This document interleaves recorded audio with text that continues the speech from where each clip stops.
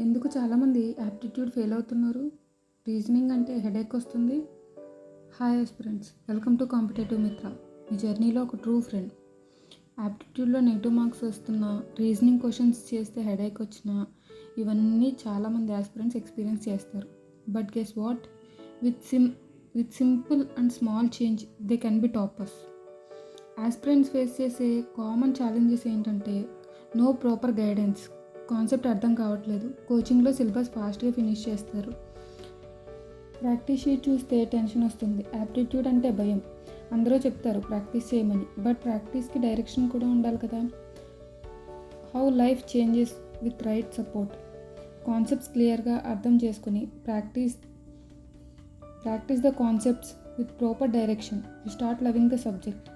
మీ mock టెస్ట్లో మీకు marks పెరిగినప్పుడు మీకు వచ్చే confidence, it's priceless. Then you all say aptitude is like a game and reasoning is fun. What happened them succeed? What changed? Daily practice with simple methods. Telugu English lo step by step explanation, paper pen practice, concept clarity and confidence building. Aspirants shifted from fear to fire. మీరు కూడా అలానే feel అవుతున్నారా? There is a way to grow smarter, not harder. You just need the right path.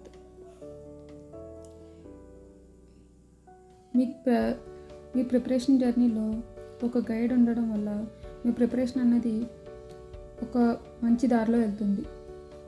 Subscribe to competitive మిత్ర.